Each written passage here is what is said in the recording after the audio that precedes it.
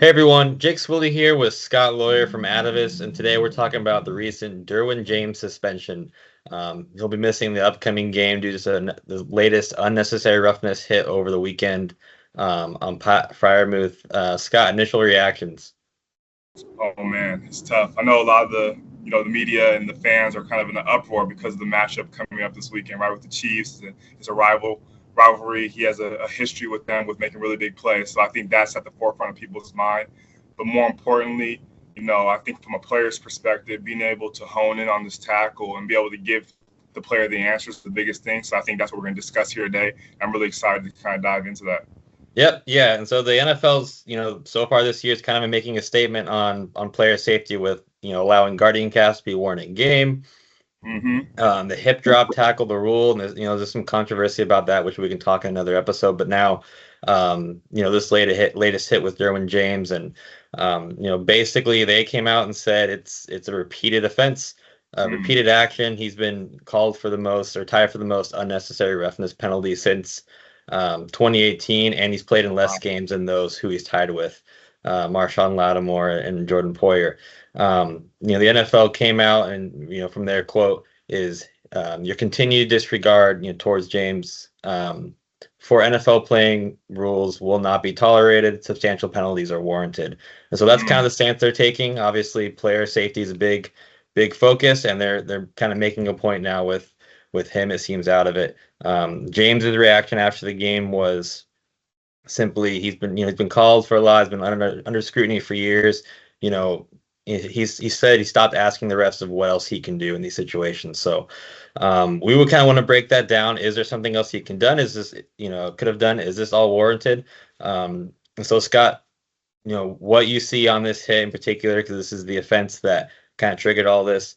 Was this warranted by the NFL? Is there more that can be done here, or is it just a matter of the kind of situation he was put in?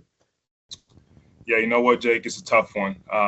Like I mentioned before, defensive players are held to a very high standard.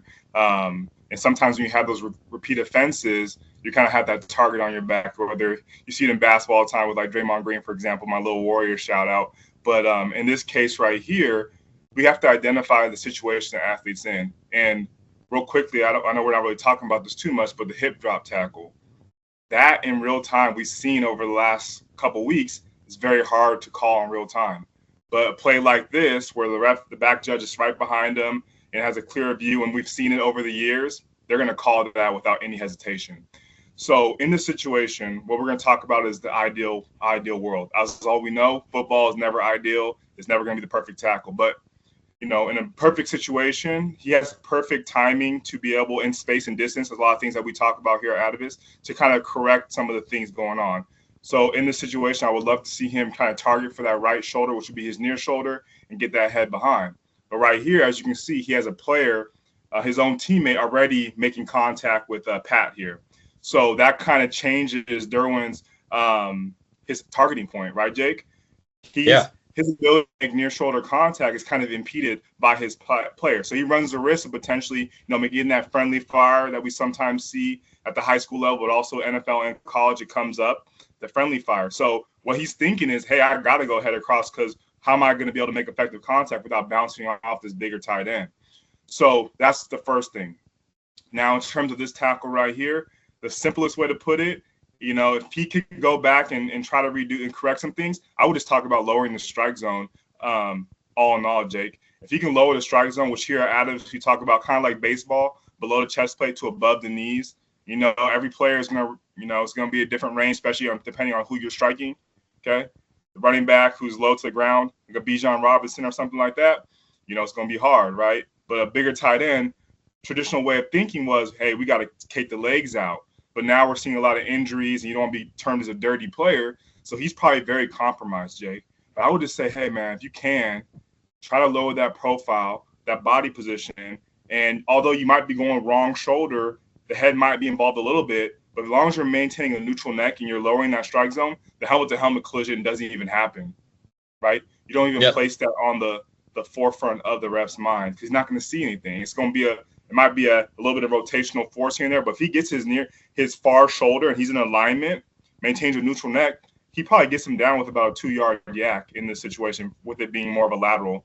That's my initial thoughts. I'm probably rambling a little bit, but what do you kind of agree with that, Jake? Or you Yeah, no, I agree 100%. I think the biggest Yeah. thing, especially at Atavus, and I think across the board, the players, I'm sure, feel this way. We don't want to take the intensity out of the game at all. I don't Yeah. think that's what the intent is here. So we love the intensity and the hitting power that James plays with. But there are ways that you're able, especially in this situation, are able to make sure that we're, keeping all players safe.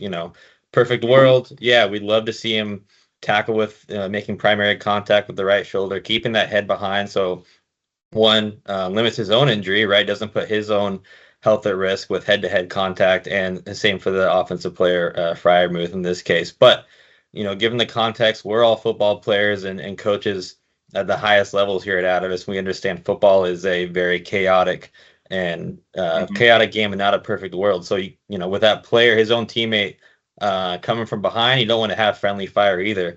And so even just, you go ahead across in that case, keep everyone a little more safe, but just lower your pad level, make contact with the chest or that midsection, even just that little bit, avoids the head contact, avoids the penalties, avoids, obviously probably the suspension in this case. So I think that's the biggest thing here. Well, to wrap this up, we'll kind of see how this plays out. I'm sure he'll be highly watched now moving forward, but we'll see if there's anyone else, Marshawn Lattimore, Jordan Poyer, those guys are tied with the same unnecessary roughness penalties since 2018 as well. So we'll see if, maybe the league cracks down on them or anyone else over this next stretch in the remainder of the year. But, we're looking at this. There's definitely things and actions that players can take to keep this, keep everyone safe in situations while still maintaining the intensity of the game. So, check us out at atavus.com and at Atavus Football on social. We'll keep this content going throughout the season and check back in for more updates on college, NFL, stat lines, you name it.